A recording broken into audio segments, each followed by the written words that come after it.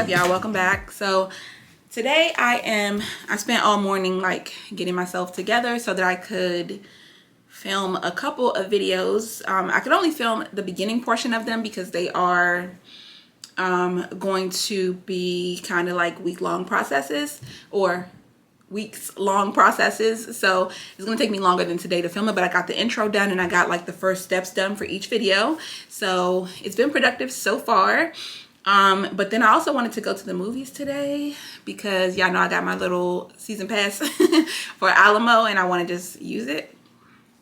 So since the last video that I went to the movies and I went again last weekend and then I want to go again today, even though there's nothing like that even though there are no movies that I'm pressed to see out right now, there is one new movie and I feel like I could just give it a try just because I might as well use my pass as much as I can since I already paid for it.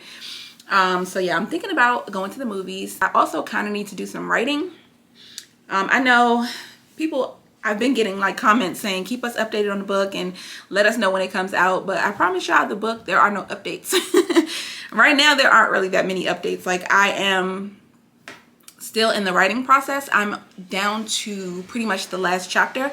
I told y'all that I'm trying to be completely done with the writing by the end of January. So today is the 22nd, I want to say. Today's the 23rd.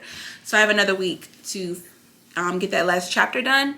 My writing coach just reviewed she just reviewed all of the chapters except the last one. So I think we're going to be meeting tomorrow so that we can go over everything I have so far and just kind of get into or talk about what I want to do in the last chapter.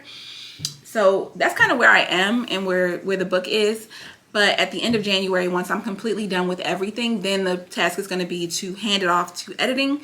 And then they're going to start the editing process. And then I've said before that we have a companion product, or that I wanted to create a companion product in conjunction with my book, which is going to be a journal.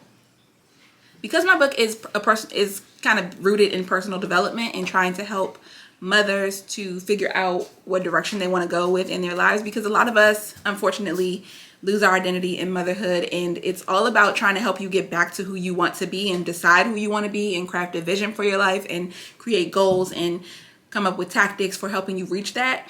So there are a ton of exercises inside the book to kind of help you to go through that process from start to finish, and it just made sense to create a companion product so that you have somewhere to do your journaling, so you have somewhere to do your scripting, so you have somewhere to write out all of those and complete all of those exercises, and you have them all compiled into one place.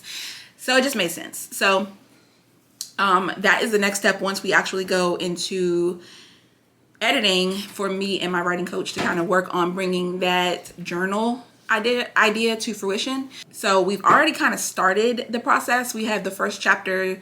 The first chapter's exercises are all done and written out. They all have prompts that are going to be inside the journal, and it looks really good so far. So we have to go through every chapter and pull out all of those exercises and write them in a way that makes sense for the reader, so that you can read the book, get your exercises out of it, and then kind of go use the journal at the same time and go have a place to go inside the journal to do those things. It's like perfume or something. Don't drink out of that. So yeah, so that is the update as far as the book goes. Also wanted to give you guys a house update. So right now, like I said, it's January 23rd. We just heard back from we've been in talks this week with our realtor about locking in a rate for our financing, like our interest rate for financing. Our realtor was saying that you can lock in your rate early because the rates are going up. So she was saying you might want to just go ahead and pay the fee to lock in your rate right now. And that way you don't have to worry about the rates going up and you essentially having a higher mortgage payment every month because the rates went up so much. And when it comes to like a mortgage payment, a small increase in your rate can definitely make a huge difference in how much you're actually paying over 30 years. So we definitely do want to lock in our rate, but the problem is we're too far out. Like I said, it's January and our house is not projected to be finished being built until July. So that's 6 months away. But then they were also saying, the financing company was saying that our builder is currently running about 2 months behind on closing. So if we're not going to be able to close within 6 months, then we can't lock in our rate within 6 months. So my realtor reached out to the sales manager at our new community, at our new house. And she was saying that they are projecting that they'll be a month out from, or they're running about a month behind for that. So we should probably, hopefully, we'll be able to lock in our rate next month.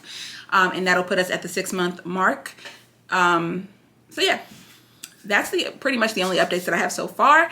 We have scheduled, aside from that, we've scheduled our design center appointment, which we're going to be doing in February. So that's next month. And then we're also going to be doing our not electrical, but our low voltage appointment next month as well. So that's about like security systems, things like that.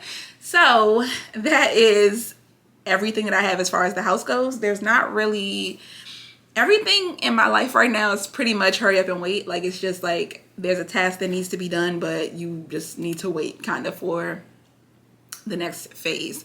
So yeah, I do need to do some writing today and just kind of finish going over the chapters that she's read and critiqued. Like, we were pretty much at the end. We were going through like the final run through of all the chapters, and there were a few edits that she made to each of those chapters. So yesterday I spent the morning doing that, and then today I'm going to go ahead and finish it up.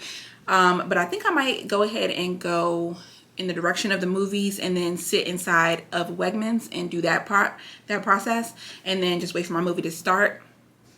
I think that's what I'm going to do today. So yeah, that is all my little updates. Oh, I straightened my hair again. That's another update. I do have a hair video coming you guys' way, because I know I got quite a few questions about how I keep my hair looking like it does and how I keep it straight and all that. So yeah, I'm gonna be posting a video on how to get your hair like this if you're interested. So you guys can stay tuned for that. But yeah. So I'm gonna go ahead and get dressed. I'm not dressed from the waist down. I went ahead and put on this like little crop top just because just for something on the top, but really I'm not dressed. So I'm gonna go ahead and throw some clothes on and then we'll head out. Okay, y'all, so I'm in the car. I just threw some clothes on and got out the door. It is 3:30. I don't even know what time the movie starts, but I got my computer. I got everything I need to do some work while I'm out. And I wanted to talk real quick about like leveling up, because I've been seeing so many videos about like becoming that girl and all that, and I just really wanted to kind of touch on that and give y'all my take on that whole thing. Because I think when it comes to leveling up, for me personally, I believe that the majority of the work that you have to do to level up is going to be internal. It's going to be mindset shifts. It's going to be figuring out what you've done to get yourself in the spot where you are, where you don't like, and trying to use that knowledge to make better choices moving forward, because that is really the majority of it. Like, you've been making decisions all along. First of all, you have to admit that you've been making those decisions, and that your decisions are the reason why you're in the situation that you're in, whatever that situation is. Not even that you're in a bad situation, but if you want to level up and do better, then you have to kind of acknowledge that you chose your situation, whether you did it purposely or you did it subconsciously. You're still choosing every day, and your choices are creating your reality, or your choices are creating your actions, and your actions are creating your reality. And it all starts with your mindset, because if you could think different thoughts and kind of, you know, train your mind to go away from negativity and to gravitate toward positivity, then you can choose better. Your thoughts, if your thoughts are better, then your choices are better. If your choices are better, then your actions are better. And if your actions are better, then your results will be better. So I think that is really where it begins and really ends, because everything starts in your mind first. You can't do anything without thinking to do it first. Like I said, whether you're doing it consciously or subconsciously, it's still happening in your mind. Like, your mind is controlling your results essentially. So and and this is, like I said, just my personal opinion and how I live my life now. When I think about where I started and where I am now, there's such a huge stark difference between where I was like a year and a half ago to where I am now. And I'm not even like, oh my gosh, what are you doing? I'm not even like, I'm nowhere near where I want to be, but I am so far beyond where I was that my life is completely different than it was a year and a half ago. And it wasn't through like major shifts in what I'm doing. Like, it was through small things. It was through just changing what I was thinking about and what my standards were for myself in certain areas of my life, and what I believed about myself, and just really focusing on what I wanted. And I think that is really part of the problem for a lot of people, that they don't really know what they want.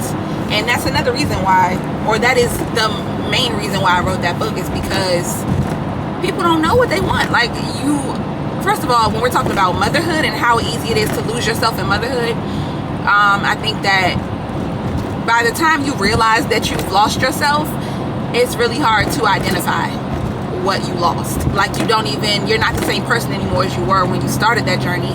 And now you have to go back to the drawing board and kind of figure out what you even want, because you're not sure. Because the last time you had to kind of check in with yourself in that way, you wanted something completely different than you want now. You didn't have a child to think about. You didn't have a family. So by the time you like come back to that realization and you're like, dang, I lost myself. Now I need to figure out what I want, what I like, who I want to be. Then it's like, okay, I don't know. So that is why that's kind of like one of the first steps, other than shifting. I mean, the mindset shift is mandatory. You got to do that no matter what. But you also need to know where you want to go and who you want to be and what you want to do.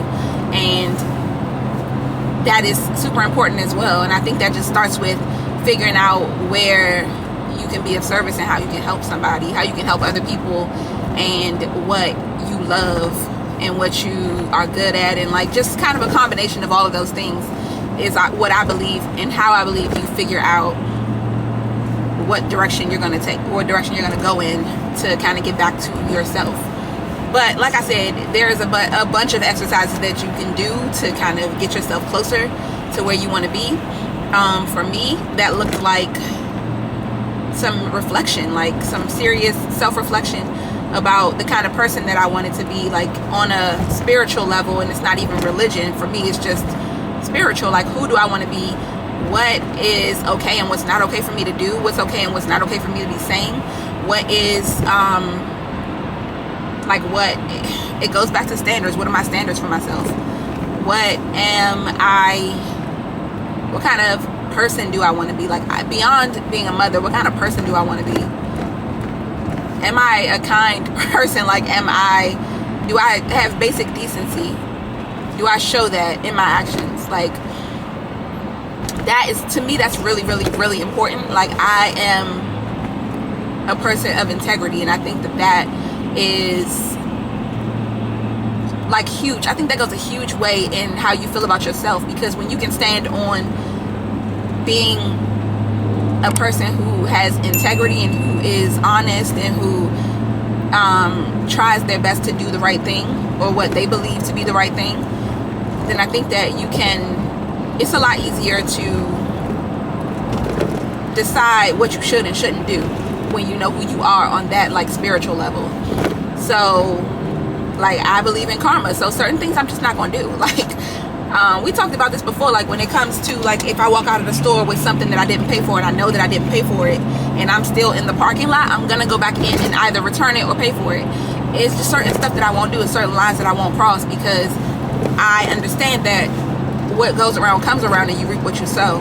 So if you're gonna do things that you know are wrong, like in your heart you know that it's wrong, then you should expect to receive that in return. And I don't want to receive that. So I'm not going to do anything that I know is wrong. Like, I'm not going to purposely do things that I know are wrong, even if it's in my best interest. Even if I feel like it's in my best interest in the moment, I'm not going to do it. Like, and that is what I mean by having integrity. Like, when nobody's looking, what you're doing, who are you at your core? Like, that is the kind of stuff that I think is like super important to identify about yourself and to have a standard for in your life and to stand on, even when you're the only person that sees what you're doing. So yeah, I think that is huge as far as leveling up goes. Like, if you can get that part of your life together, not to say that you personally don't have it together, but like in general, I'm just speaking generally, I think that if you can get that part of your life together and not be lax about that, that will go a long way in helping you decide what you should and shouldn't do. And then it helps you to set standards for other people when you have standards for yourself. So if you have standards for things that you don't accept from yourself, then you also are going to naturally have standards for things that you don't accept from other people, because if you don't even let yourself do it, you daggone sure not going to let somebody else do it to you. So I think it just all goes back to figuring out who you are at your core, and then kind of branching out from there to figure out who you are in the world, like who you want to show up as in the world, who you want to present to the world. And then as far as like finances and stuff like that, I think that, like I said, that comes from identifying who you want to be and what you want to do to help other people out. I think that it always is going to come down to who you're helping, how many people you're helping, and how well you're helping them. Because service is really the only way to make money. You can be of service through entertaining people. You can be of service through feeding people. You can be of service through helping people feel beautiful with cosmetics and skincare products and things like that. You can be of service through teaching people something. You can be of service through, there's endless ways for you to be of service. And everybody who makes a lot of money is being of service to somebody, and to a lot of people typically if they have a lot of money. So I think that is going to be how you can create financial freedom for yourself. And then I also think that it's going to come down to how many streams of income you can have, because a lot of times you do need more than one typically to really be successful. But yeah, I think that it just is very individual. Like it's really case by case, because everybody's so different. But when we're talking about leveling up in your own life, it really does come down to those mindset shifts, because if you can change the way you think, like I said, then you can change your results through your actions. So that's why for me, especially because a lot of the stuff the goals that I set for myself last year, I'm still working toward reaching them. Like, I set the goals for last year thinking that I would be able to reach them last year, but I realized they were more long-term goals than they were short-term goals. So I still have the same goals this year. I still want to buy a house. I still want to get my book published, and they just ended up being much longer-term goals than I had anticipated. But I also think that if I had known when I first started, like writing the book, if I had known when I first started writing the book that it would take me 2 years to do it, I probably wouldn't have. I don't know that I would have done it. Like, I don't know that I would have, if I had known that it would take hundreds of hours, if not thousands, if I had known that it would take years, I don't know that I would have started. Like, I don't know that I would have pursued it like I did. So I think things happen for a reason, and I think that leveling up just has to be something that you really, really want. I think a lot of times it's going to be a passion project for you. It's going to be something that you're passionate about, and you just really feel like you need to share with the world. And I think that it's going to come in the form of you being of service in some way. And then, like, the last thing for me on my list of, because like I said, I'm already well into most of my goals. I've grown my YouTube channel by a lot this year, by like 25,000 or almost 30,000 subscribers so far in the last year. I've increased my income through my YouTube channel by a lot. Like, one of my goals last year was to do 2 sponsorships. I've done way more than that. So yeah, my goals for this year are all continuations of last year's goals. Everything is pretty much the same. I gave y'all the house updates. We're gonna get our house this year. My book is going to come out this year. I don't know when. I know I'm probably probably 3, 4, 5 months away from it actually being published and coming out. But I know I want to do it the right way, and it just has to be done right. Like, I don't want to do it halfway. I don't want it to be something that I look back on and feel like, dang, I really should have invested the money in having somebody help me, get it right. I really should have invested the money in cover design or promotion or whatever. And because I am investing that money, I feel good about the way that I'm doing it. And if it takes longer, then I'm okay with that at this point. Like, I think another key is that you have to stick with stuff until you get to the point where you've gone too far to go back. Like, I'm at the point now where I'm too far in to quit. I've spent over $10,000 so far on this book. I've spent out, like, literally probably 400 or 500 hours writing it. I've spent so much time, so many hours, so much money on this book that it's too late to quit now. I gotta see it through. And I'm feeling the same way about my wellness or like fitness and health journey. It's like I gotta stick with it long enough until I can get to the point where it's like, okay, well, yeah, I'm not about to quit now. I put in way too much work. I put in way too many hours. I counted way too many calories or whatever it looks like. Like, I did way too much of what I did to stop now, so I'm gonna keep going. So I'm finally getting serious about that, and I've been like weighing my food out. I've been working out. I've been doing all that, but I really wanted to. And by now, you guys have probably already seen a video or two about that process, but I just really wanted to kind of stand in that for a minute before I started to make videos again, because I didn't want to start and then stop, and I wanted to make sure that I was actually serious about it before I like went all in and started saying I'm on a health journey and I'm doing this and I'm doing that. I wanted to make sure that I was going to be consistent before I brought it to my channel, because I don't want anyone's opinion of me to be that I'm just inconsistent and I say one thing and do another. So yeah, that's why I haven't been making a lot of videos that have been related to like weight loss or health and fitness and all of that kind of stuff, because it's not the life I've been living in the past few months. I've been eating whatever I want. I've been doing whatever I want. I have not been working out, and I've just been, basically wilding. So I wasn't gonna try to give you advice or give anybody advice about that if I wasn't actually living that way. And that's why you haven't seen it, because like I said, I want to be somebody who is showing integrity and not just doing things for views. So I think that it's so important when you come to that point in your life where you're like, I'm ready to level up, I'm ready to do something different, that you, just to recap, identify how you got to where you are. Like, what did you do? What decisions did you make that got you to the point where you are now? And then once you identify those things, then it's a whole lot easier for you to try and change them and come up with a plan of attack to do things differently. And then just consistency, like small things. Like, don't make huge life-changing changes. It doesn't need to be leaps and bounds. It just needs to be baby steps. And once you can get yourself consistent with a baby step, with a set of baby steps, then you can kind of elevate a little bit at a time and go up and do a little bit more and do a little bit more. And then it doesn't feel like you gave everything up all at once, or it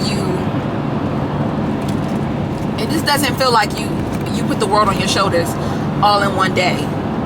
Because when you do that, it's really hard. Like, it's really hard to be consistent, because you did too much too fast. And I would much rather do small things that I can do consistently and kind of build up to doing a lot better by starting with doing a little better, if that makes sense. So that's my best advice. If you are like, I'm ready, and you really feel like it's time for you to just start with something really small and do it consistently, and like maybe choose one small thing in every area. So maybe for your health and wellness, maybe you can choose one small thing there you can do every day. And then for your financial health, maybe you can choose one small thing you can do every day or every week or every month or whatever. And then maybe for,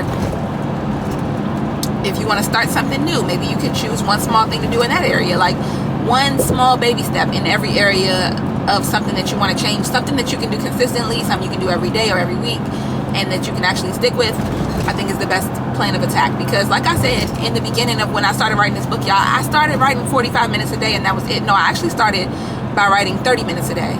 So I would just get up every morning at 6 or 7 or whenever. I usually wake up super early. I'm a morning person, so I'm usually up at 6 every day.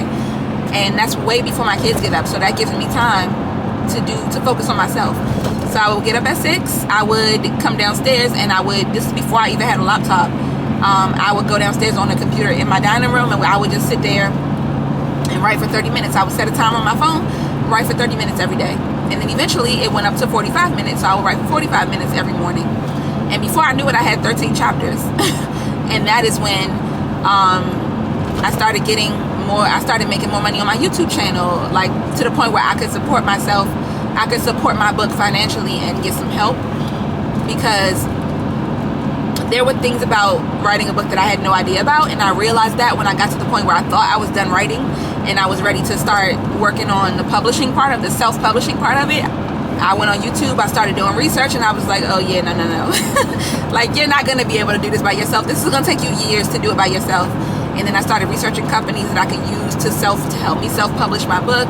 And then I found book launchers, and that's who I chose to go with. And I've been with them ever since. It's been like 7 or 8 months now. And the rest is history. And you guys are gonna see when the book finally does come out how professional it looks, how good it looks, how well written it is, and how thoughtful it is. Like, I've put so much work into making it super helpful so that you know step by step what you need to do. And I think that is just like super important. Like, I don't know what happened. Oh, my computer, I think my computer is about to turn off because it's about to overheat. But yeah, I just think small things, just something small, choose something small and then just work on that, and then you'll eventually your leveling up will happen and you won't even realize it because you've been doing something so small that it hasn't even really hurt you in any way, but it's helping you even when you don't even notice it.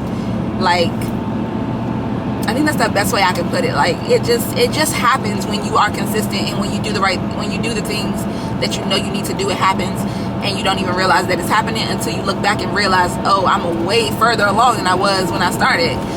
And that's just the way it is. So hopefully that helped. Okay, so I'm out here in Woodbridge, because they have Alamo in Woodbridge and in Ashburn. And my initial, like, when I first started going to Alamo, I definitely preferred the one in Ashburn. But recently I've been coming to this one because, first of all, it's way closer, and second of all, the one in Woodbridge is newer, so they have like the reclining leather seats and all that, and I just kind of think it's better. Like, I like both of the areas are nice, but the one in Woodbridge is closer, and the actual theater is nicer on the inside. So yeah, I've been coming out here recently. I came out here last week, but I didn't film it, and saw what did I see last week? I saw The Kingsman, and then the week after, and then this week I'm gonna see The King's Daughter, which I'm really hoping is good. We gonna see, but y'all know it's only like $2 after you buy the pass. You just have to pay the fee to buy your ticket online, and that's it. So it's $2. So I was like, $1.79 to be exact. So I was like, let me go ahead and go see something since I got my little season pass. But yeah, so I'm here, but I'm like, should I go in Wegmans, which is in the same shopping center with the movie theater? Because right now it's 4:10 and the movie doesn't start till 6:30. So I'm like, should I go in Wegmans, or should I go right here in Panera, or should I just like do some shopping? Should I go in the mall? But I'm really like, I don't think I should be buying anything until I get to the point where, see, the thing is, my clothes are all, like, I don't have that many clothes that fit me at this size. But once I get to the next size down, I have a lot of clothes that fit me at that size. So I really don't need to buy anything, except for, like, if I just don't like what I have and I need to buy something. But I'm like, at this size, if I'm serious now, which I am, about getting back on track with my fitness goals and my health goals and all that, then I don't really need to be buying any clothes at this size. So I'm like, that doesn't really make sense to go shopping. Plus, I just hate shopping in person anyway, so it's just annoying. So yeah, I'm like, nah, don't do that. So should I go on Panera? I don't know. I think I might just go to Wegmans because it's a much bigger space to like stretch out and do what I need to do, and not have to worry about being really close to anybody else. So I think I might do that. And I think I'm gonna eat at the movie theater because I haven't really eaten a meal today. I had some iced coffee. And yesterday I signed up for the Panera unlimited sip like coffee thing. So I might run in here and get an iced coffee because it'll be free because I got the month that you can get free coffee for every day for a month. Unlimited sips club or something like that through Panera. So I think what I'm gonna do is run in and grab some coffee from Panera and then go to Wegmans to actually do my work. I need to buy my ticket online and then I can just drive across the parking lot to the movie theater and eat there, as opposed to having to drive as far when it's actually time to go after I finish working. So yeah, I am gonna go ahead and try to get the rest of my writing done, or the rest of my like edits done for the stuff that she returned to me. Just reviewing what she returned to me and either making edits or either taking her advice to change things or deciding to do something different or leave it the same or whatever. That's basically what I do during my editing sessions. Paralyzed state of mind. Still my eyes go drip, drop, drip, drop, drip, drop. Try to find the other side while the sky is going drip, drop, drip, drop. Love has a V. The dead is piling up, it seems. No guarantees. We'll see if it's meant to be. I beg of you, please not today. The sun's finally out. I just wanna play. I feel it in the ether. I feel it in the air. I feel it in the color. It's faded and clear.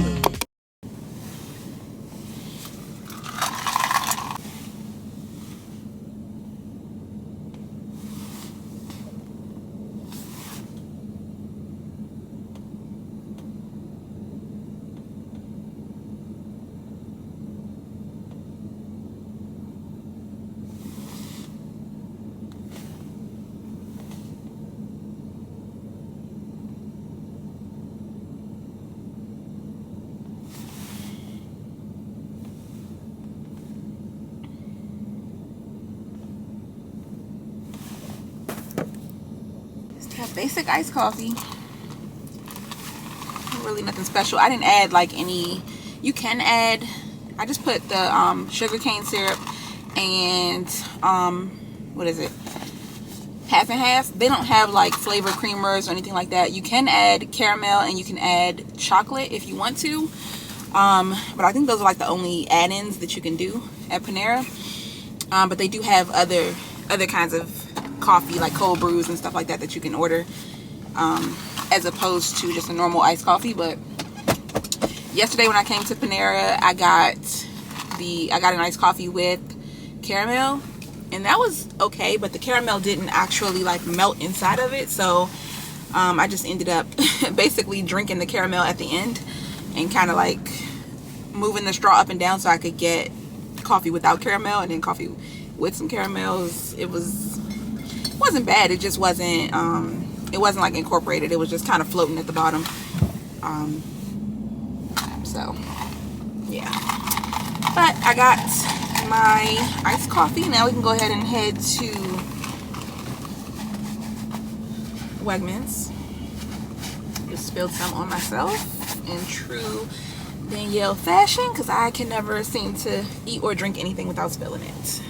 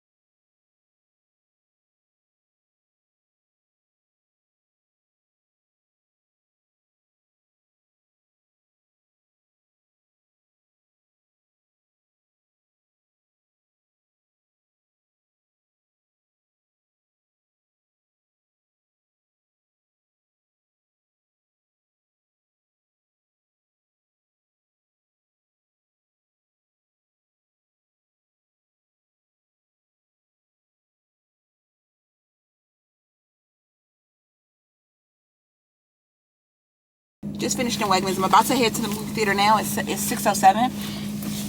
I did decide to go ahead and get a snack inside Wegmans just because I don't want to be tempted to order what I like to order at the movie theater, which is the chocolate chip cookie shake. Y'all, it's so good, but I'm sure it's probably close to 1,000 calories, so I'm gonna leave it alone. And I haven't had a proper meal today. I haven't had an actual meal today at all. I've nibbled a little bit here and there, but I've not had an actual meal. So I'm gonna go ahead and get my normal meal at the movie theater, which is the grilled chicken club. It has bacon, avocado, lettuce, tomato, I want to say, and maybe cheese. I'm not sure if it has cheese or not. And then like a garlic aioli is so good, and that comes with fries.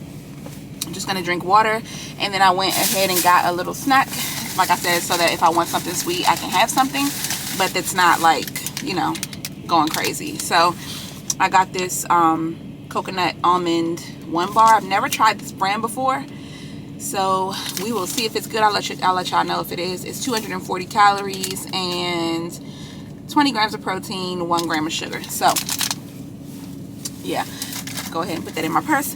I was gonna get a Lenny and Larry's cookie, but then I made chocolate chip cookies the other day, and I put all the ingredients into MyFitnessPal and created a recipe, and then I like portioned them out using my food scale, so I knew exactly how many ounces or how many grams each cookie was, and I was able to determine how many cookies the recipe made and then put that in. And then after I added all the amounts of the ingredients, it gave me an exact amount of calories and sugar and protein and everything for the recipe, or per cookie. So it was like 204 calories and 15 grams of sugar. So I was looking at the Lenny and Larry's cookies, which of course my cookie at home didn't have all the protein that cookie has, but the amount of sugar was exactly the same. So I'm like, I might as well just go ahead and make that normal cookie recipe that I make, and then add some protein powder and see how that turns out. Because if it's the same amount of sugar and calories, then I don't really see what the point is in having their cookie. Like, I could just make it at home and save a whole bunch of money and use up all that protein powder that I have. So that is my plan. I'm gonna try that this week, and I'm gonna film it so y'all can see, and we can do a taste test and all that. But yeah, if it's gonna have the same amount of sugar, I could probably even kind of drop down the sugar in my normal recipe, because I know that the protein powder is sweetened with like stevia or whatever. So I probably could do like half the amount of sweetener. But yeah, so I was like, nah, I'm gonna leave that here and just try that bar and see how those are, because those were actually on sale this week at Wegmans. They were 3 for $5, so I was like, okay, let me go ahead and try that out. So that's what I'm doing. I'm just driving across the parking lot right now to the movie theater, and I'm about to go in. You can go in 30 minutes before your movie, so we're at the 20-minute mark. By the time I actually get into my seat, I'll probably only have about 10 minutes left, and then I can get my food ordered and all that. So that is the plan.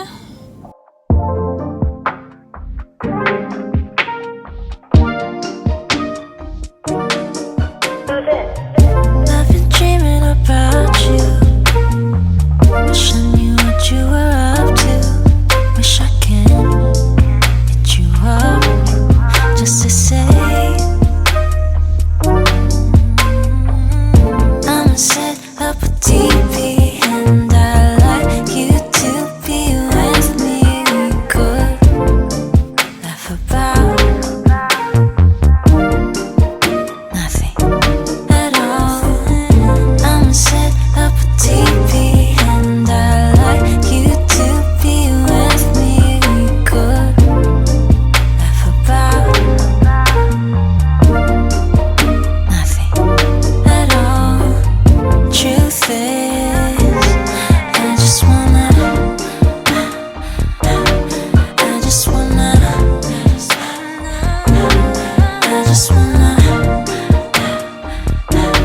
truth is. That movie was actually pretty good. I enjoyed it.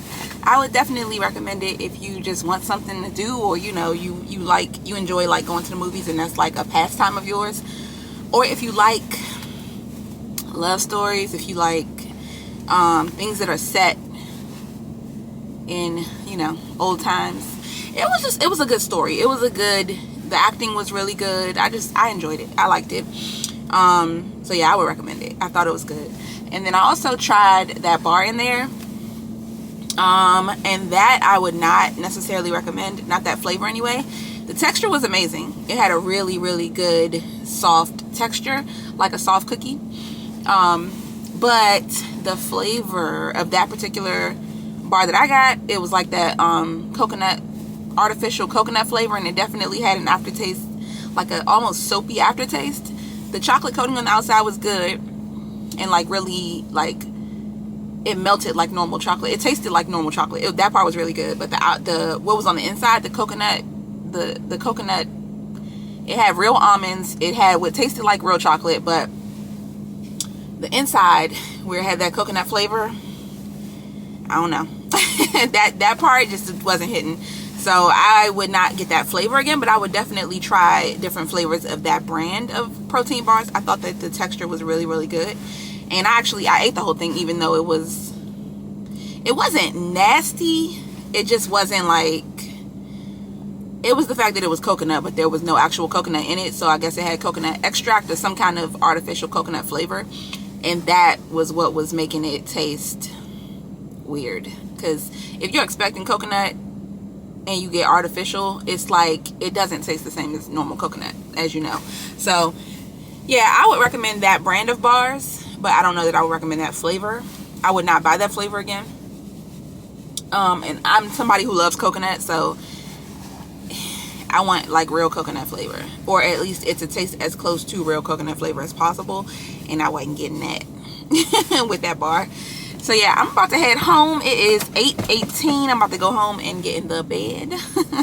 So I will see you guys in the next vlog, and yeah.